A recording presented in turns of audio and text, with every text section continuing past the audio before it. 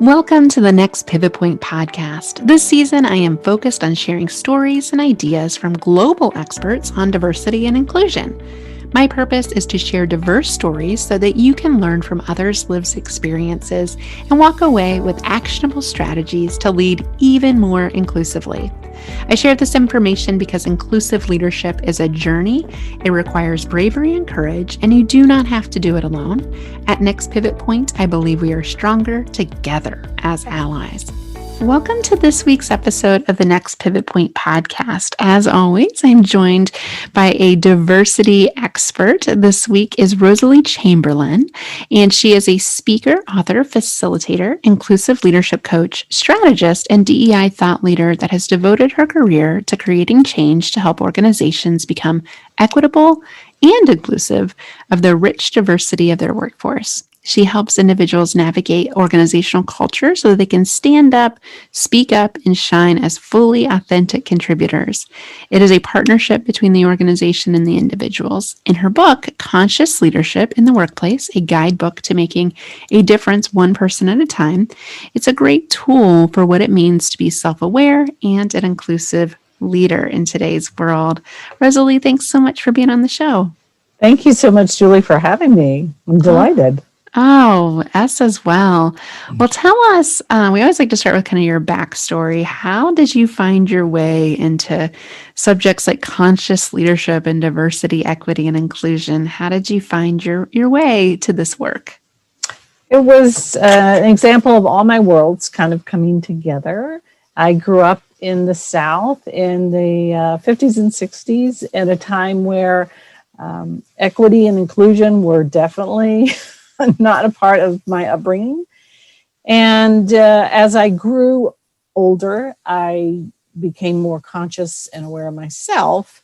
And in my career working in a law firm, I became the diversity and inclusion manager for a national law firm and really dug in with that. But I had also had coaching training and experience there. And it really focused a lot on self-awareness, which I firmly believe is the number one skill we all need, and especially to do this kind of work and to be a conscious, inclusive leader. So all of these worlds started coming together. And in 2010, I moved to Denver, Colorado, and started my own company so they could really start blending. And that's when I wrote my book. It took me 10 years to write it, not to actually do it, but the idea came and the title came, but I just wasn't ready. And so I tell anybody, and you know this because you've written books, you can write a book and when you're ready, you'll do it. Yeah, and so many people said they want to write a book and don't do it because of all the reasons you just said. So just start, put pen to paper, even if it takes 10 years, it's out there. That work is out there in the world forever now, which is so powerful. Yes. Well, awesome. Speaking of the book, Rosalie, conscious leadership, curious, define how you define that and help us understand what that looks like with organizations that you work with. I define conscious leadership as the ability to be self-aware, to know who you are, where you are going, and where you want to go, and what behaviors and attitudes are showing up in the process. I have a chapter in there in the book called Leave the Ego at the Door. And the ego can be a great thing. I call that the healthy ego. And then there is the little or the unhealthy ego that really gets in the way. And that's where fear jumps in and takes hold, whether you are the leader or whether you are leading your own career. In both ways. And it has to start with, I gotta move past this. Yeah, it's that fear factor. And a lot of times in the diversity work, it's fear of saying you're doing the wrong thing. It's, I'm going to look bad. I'm not going to be welcomed or accepted because I might step in it. And you know, with this work, it's a little messy. It's a little fumbly. Like you are going to screw up from time to time. Yeah. And rather than shame or blame people, inviting that as a bridge to a deeper conversation and using that to increase self-awareness for somebody as an opportunity. So tell us about the relationship with self-awareness in the work you do and why that matters for something like diversity, equity, and inclusion. Self-awareness, like I said, is the number one skill we all need. Number one, with this particular type of work, diversity, equity, inclusion, we have to know about our biases. Our biases for, our biases against. We're not bad for having them. We've all been, some people have biases about talking about biases. Some people want to and some people don't. And we have to take the scariness out of talking about biases because they're just attitudes and beliefs, often unconscious, but even those sometimes conflict with our conscious beliefs. And I do this work all the time, and I had surgery several years ago, and my surgeon said that his partner was going to be joining him. This was right before we were going into the prep room, and I'd have a chance to meet the partner, and in walked Dr. Evelyn Berger. And I laughed inside because I obviously thought it was going to be a man, and I do this work all the time. So it can conflict with our conscious beliefs, but if we're not aware of those, they will impact the decisions that we make, whether it's decisions of leading others or ourselves. Yeah. Oh, that's so funny. That's happened to me before too. And it's a common gender bias we carry because our Yeah. brain has seen a lot of men, surgeons, and doctors, especially at that like specialized level, not as many women. And so we don't make that linkage. We make that assumption, that mental shortcut. And so, yeah, kind of laughing on the inside when you notice it with yourself, like, oh, I got some work to do here, right? Oh, I got to rethink this. It is so helpful. And I think about what you said with self-awareness, Rosalie. I completely agree. In our Lean Like an Ally program, that is step one, is self-awareness. And so you're like, look in the mirror. Who are you? And who are you? Right? Like, we're not all things to all people. Like, how do you really want to show up in the conversation around diversity versus where may you not be as helpful as hard as you try? It's okay to take a inventory of your strengths as well as your weaknesses. And those are certainly going to provide some opportunities, some threats for you, kind of like a SWOT analysis I like to do with folks. How do you help leaders be more self-aware? Like, if I were a leader thinking, probably got some of these blind spots they're talking about, I probably have some work to do. How do you do that? How do you get better? Well, everybody's different. And number one, there has to be the intention to really want to look deep. It can't be just a check the box type approach. And what we'll do is we look at values. We look at what somebody wants to achieve. We also look at often within their team or their department. I do a lot of work with law firms or the practice group. See what's happening, what's working, what do you want to be happening, and then you look at certain practices, procedures, and policies that are happening within the group or the organization. And you look at what are the internal beliefs that someone is holding and how they're responding. We look at deeper understanding of micro inequities and microaggressions and microaffirmations and how to be an interrupter of those, as well as being able to truly see the other person and see their uniqueness, and being willing to jump in and see your weakness and see how you can do better. Because we all can do better. Oh, yeah. It reminds me of conversations I'm having with clients right now about, are they a cultural fit, quotes, versus a cultural add, seeing their uniqueness as a strength instead of an outlier. And this is something that's, I know in my corporate America experience, I'm sure back in your days too, Rosalie, like that was something we said all the time. Do they fit with our culture? You're basically screening out all the diverse candidates by saying that. Exactly. Because who's defining the fit? And it's always, not always, but often a like me bias, an affinity bias. And it doesn't change anything, and it loses out so much. And so that is a huge flag. Yeah. If you hear the cultural fit piece. Well, I think you're saying too, like intention versus impact, probably a positive Mm-hmm. intention with that because we absolutely want people that live our corporate values and have a similar belief structure to us. But what we don't want to do is signal that we don't want somebody that's different, right? We do see that difference, like you said, the uniqueness as a strength. We're curious about those differences instead of judgmental about them. Right. We don't want somebody to feel like they have to code switch and be inauthentic and be able to, they want to be able to bring their whole self to work, which, we're professionals. We know that means some discretion of what that is, but it doesn't mean hiding your uniqueness. Yep. And if you can't see your own uniqueness because someone else refuses to, you're not going to stay in a place for very long. I agree. It's interesting because I really do believe the whole concept of imposter syndrome, which many of us have from time to time or have had, is actually exacerbated because of bias against, and usually unconscious bias.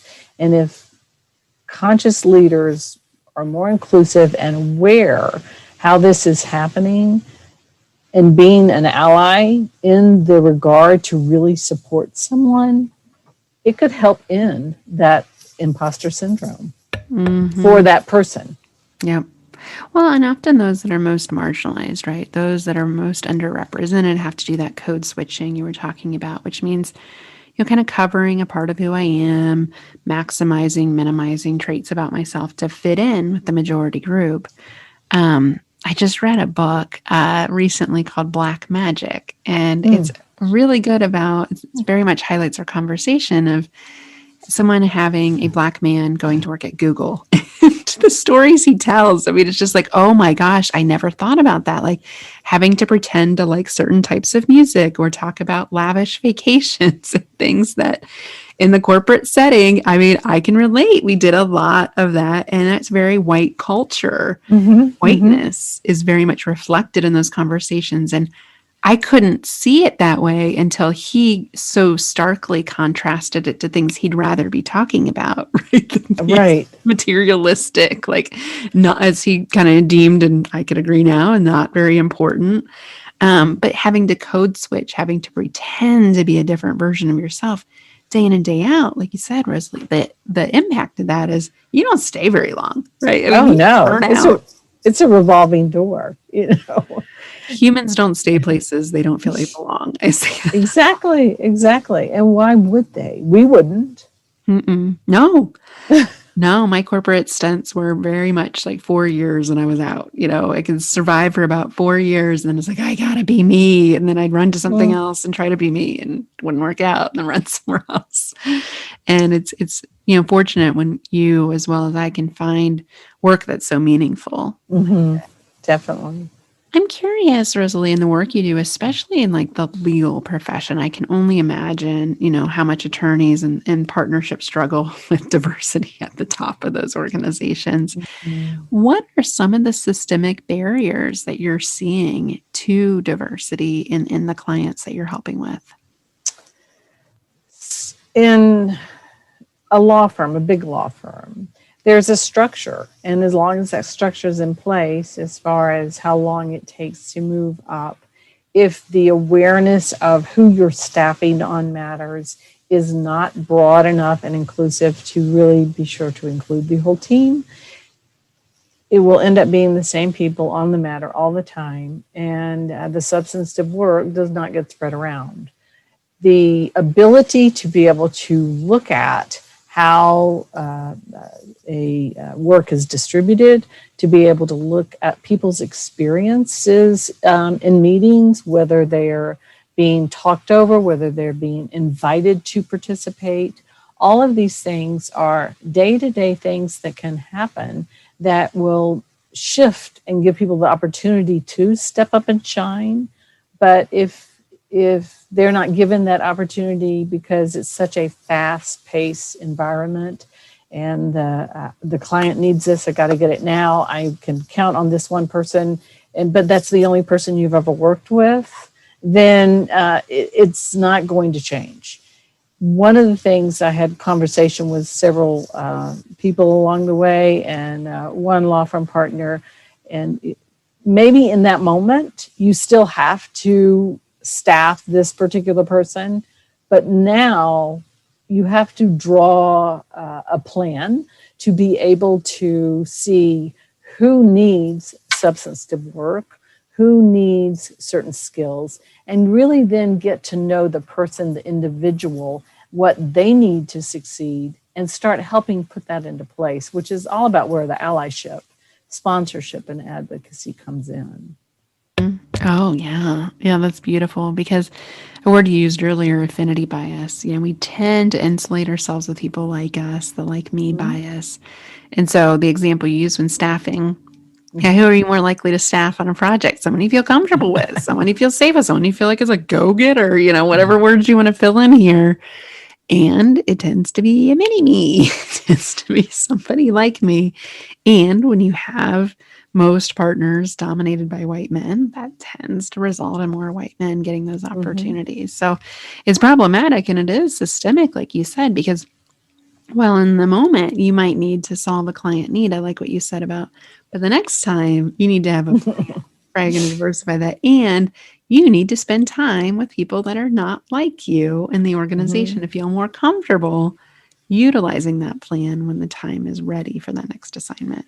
Absolutely. And I do believe that in addition to the self-awareness and looking at how the certain behaviors are impacting the group, the team, the whole organization, that professional development coaching, and not coaching for problems, is a great DEI tool to help people be able to develop skills and give them those resources that they need, that they may not be getting because of time or factors or accessibility.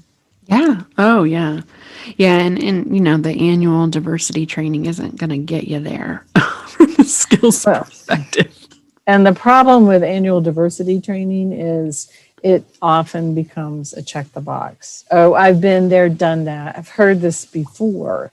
I say often that, diversity is all around us, but inclusion is an individual responsibility.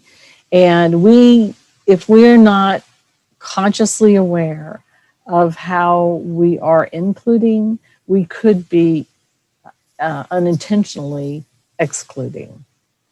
And you have to be paying attention. Yeah, I love that. I love that quote. Diversity is all around us, but inclusion is really an individual choice. It is.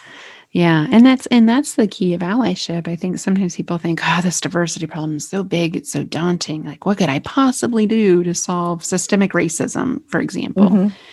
And I know that's something personally that keeps me up at night, but for a lot of reasons, right? But I think for the everyday person, knowing how I choose to show up, right? Who I sponsor, who I mentor, who I coach, who I assign to a project, like those little everyday actions really do over time add up to a big cumulative impact.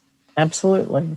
Absolutely. So if they're not happening, it's just eroding away. I know. And so if you're not being inclusive, by definition, you're being more exclusive, right? So reinforcing the status quo and not welcoming others, which is a huge problem given all the shifting dynamics, whether it's the demographics or the generational needs that are coming into the workforce. For all these reasons, we got to be inclusive. We're not going backwards. No. And I really do believe that once you have an aha moment and you see something like, oh, I never thought about that, or I see the impact, you don't go back through that door, because at our core, we are good people with values. And I really do believe that diversity, equity, inclusion is hard work. And if we don't approach it from that place, it can be challenging to make good headway. It is hard work, I think. The need for empathy, patience, the need for listening, the need for curiosity. I often share with people it's learning. Good news is you're always learning. The bad news, Mhm. you're always learning. Exactly. I have books all over, just like you do in your background. We both, here in Yes. video listeners, have tons of books. We're constantly reading and studying and analyzing and trying to get better at this work because it's fun in that It way. is. It is.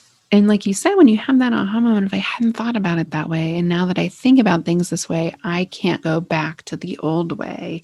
That's Mhm. such a gateway for people to Mhm. stay on the ally journey. Yeah. Rosalie, I'm curious for those leaders that you've coached and seen get increasingly inclusive. What are some key things that they were willing to do? What are some things that they, once they knew and had this aha, they couldn't unknow it? Well, it depends again on the person and they look at their historical behaviors. But number one is they're willing to get comfortable with discomfort and to get into the weeds and see what really needs to blossom, what needs to be weeded out, what needs to change. They're willing to interact with people that are not like them and to take the time to be able to really find out what someone needs. Those are some of the key factors that I think are first steps when it comes to this type of awareness. And they're all action. You know, it is awareness is one thing, but action is where the rubber meets the road. Oh, for sure. Yeah. And, in the work on allyship, the pushback I'll get is that, someone's showing up as, self proclaiming to be an ally or, claiming to be a bit more woke than they actually are. And then, the response to that's like, this doesn't feel Mm, genuine. This doesn't feel like you. And like, are you going to go back to the old way soon? Because I don't believe that this is happening. And I think that's where we are with diversity and inclusion conversation. I think I get the sense from people they think time might run out on this. And you and I know time's not going to run out on this. right. The conversation is always going to be relevant. But from the events of last summer to now, keeping the momentum strong in this conversation, one of the things I'm really excited about, Rosalie, is, I'm not getting a lot of the check the box one and done training asks anymore, which I Right. hate. And I couldn't figure out why I hated it so much. It was like, Oh, this, yeah. like you said, it's like, check the box. Like, this isn't Yeah. real. Like, they're just going to go back to the old way and sometimes causes a backlash effect. So keeping the consistency going. I'm curious, Rosalie, from your vantage point and what you're seeing with your clients and organizations, where do you see the future of this conversation going? Like, what's the next evolution of the DEI work? It's one person at a time, taking it, meaning it, wanting it, committed to it, doing better. I think there's a Maya Angelou quote that, when you learn something, and this is definitely paraphrased, you can, if you don't know how to do something, you learn it and you're going to do better. But once you know, you have to do better. And that is not the real quote, but I could quote it's that Maya for days, but I always paraphrase it. I know. So it's like, once you know better, you have to do better. And in fact, I'm reading a book right now that I just started it, and as far as dismantling white supremacy, and it's called Do Better. And I just bought that book as well. Yeah, we'll have to talk about it after we both get through it. But I mean, my first intro to it, I'm like, oh my gosh, this is incredible. And that learning and really understanding is a key. That's part of the next evolution. The next evolution absolutely has to include conscious inclusion. I mean, if it doesn't, we will never get anywhere. And you really can't have conscious inclusion if we don't have equity. And as you know, equity is giving someone what they need to succeed, not giving everybody the same thing, because it is not a level playing field. No. And that reality is probably one of the most important things that more than just the leaders at the top need to know, but it's a bottom up and across the organization awareness that everybody has a part in this. Yeah. Yeah. And equity, like you said, I mean, I think the myth of meritocracy, like everybody's somehow treated equally in the workplace and we're just going to get equal outcomes. It hasn't played out for many Mm-mm. centuries, nor will it in the short term. So, No. equitable strategies that meet people where they're at and provide tools and resources to those that are most underrepresented is in the short term. I agree with you. I really think that's where the conversation needs to be. Conscious inclusion has to be a part of that so that when we are meeting people where they're at, that they want to stay. Right? To your point Right. about belonging and a sense of inclusion and feeling like my voice is heard is essential to the Hmm. retention of diverse talent. And then I think the last thing I'm seeing with clients, I'm curious from your vantage point, is there seems to be a real like accountability. So the nice corporate statements and the donations and all these like little nice things that people did in 2020, right?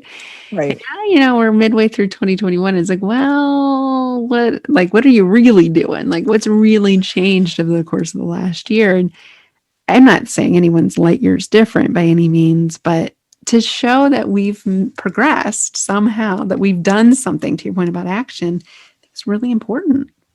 It is. And the organizations that have taken that next step from going from making a corporate statement and making donations, and they've gone to that next step of actually digging in and unpeeling the onion to see where the systemic issues are, both within the policies, the procedures, but also the practices, the behaviors, and the attitudes, and being willing to address them, even when the it's uncomfortable to address somebody who's one of your star people.